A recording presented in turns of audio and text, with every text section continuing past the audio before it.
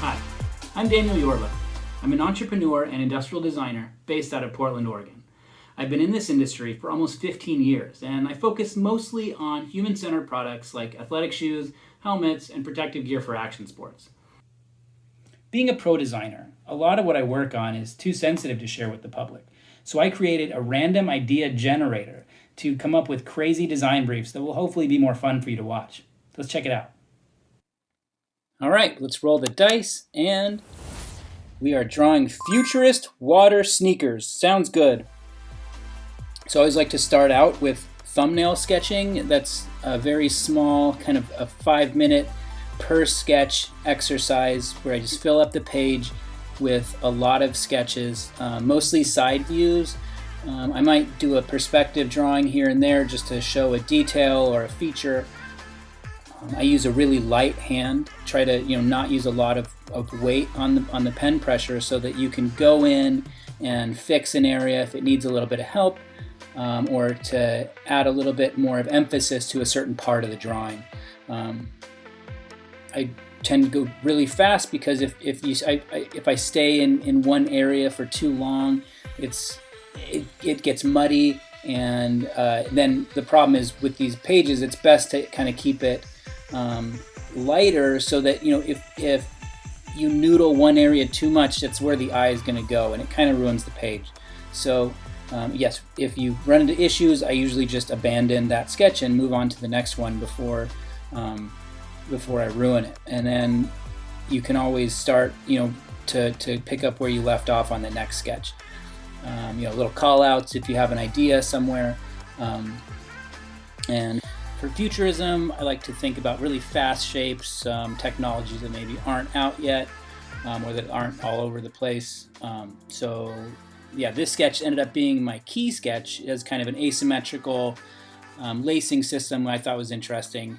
So I've scanned it, and I've loaded it into Procreate, which is the tool that I use on my iPad here, starting with just refining the outline and the line work. You'll see that behind the actual sketch, I've loaded in a view of a last, which is the foot shape that the physical shoe would be created on top of. I think it's really important to draw from a last, otherwise your shoe might come out and have bad proportions and not be able to be actually made. So I think about, I projected a back view there to try to figure out what the lines were going to do. Those detail lines in the midsole. Thinking about what those vents, I wanted to have some kind of water vent so that you could, being a water shoe, it's important that it drains really well so that it can dry quickly. So I've decided to put a little kind of vent in the heel. So this, I thought it was interesting to have this asymmetrical lacing system where the kind of bungee cord would, instead of just like flopping on the outside of the shoe, it gets directed into kind of the cuff of this neoprene, so that it becomes kind of like a collar detail. So instead of just flopping around, it's there, tucked away. So after the outline, I start with my value. I throw in highlights, a core shadow that tapers onto the toes to kind of indicate that volume of the foot, and then just kind of start painting. I use just black and white to start.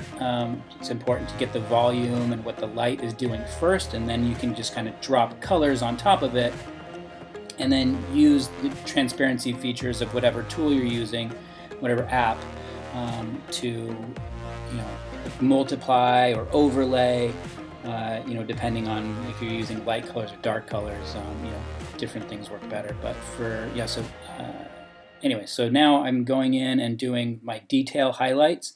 I like to do a highlight on the top edge or the edge facing light on all my little elements, just to kind of make them pop more. You'll see I drew another highlight with a really soft brush over the top of everything, and then deleted away where it would be casting a shadow. Right there, I made it visible again. I picked this colorway. I thought this was kind of cool, like color blocking.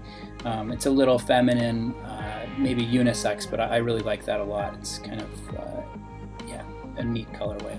I add some little speckling details to the laces, and again, just trying to refine everything so that it looks not photorealistic, but where you can say, okay, I know what material that is, or I understand, you know, what these surfaces are doing.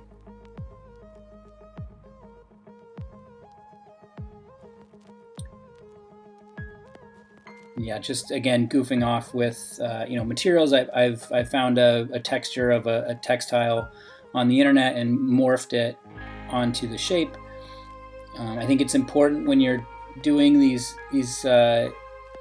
you know, asymmetrical designs. It's really important to have, you know, a top view and both sides of the shoe, so that you can really kind of design what's happening and not leave anything up to the imagination.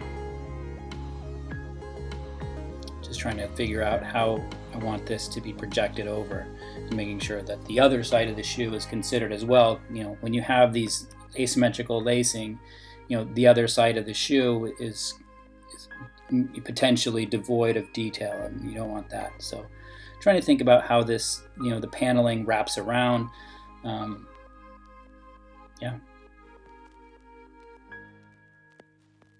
you know, this layout obviously leaves some to be desired. I don't really like how it's like spread out like that, so I'm going to grab that and put that over to the side, label it medial and lateral view, so you know what you're looking at. Add this background. I just kind of added, you know, some kind of dry brush and then erased away, just to give it a little bit of depth, and so that they ties the different drawings together. I did realize that my top view was incorrect. I messed up. I had the lateral on the medial and the medial on the lateral side, so I fixed that here. And then add some kind of pin lines or graphic, you know, screen print elements, just to add some detail to the design. And that pretty much concludes our first sketch demo here. I hope you really enjoyed it. If you like this content and you want to see more like it, or want to see something different, go ahead and let me know. I'm also planning on showing off some of my kind of fabrication stuff here that I do at home. I make my own sandals and shoes on my own equipment. So if you want to see more content like this or that, don't forget to like and subscribe so you don't miss anything. That'll be coming in the next couple weeks, hopefully. So with that concludes my video. Thank you so much for watching, and have a great week, everybody. Bye.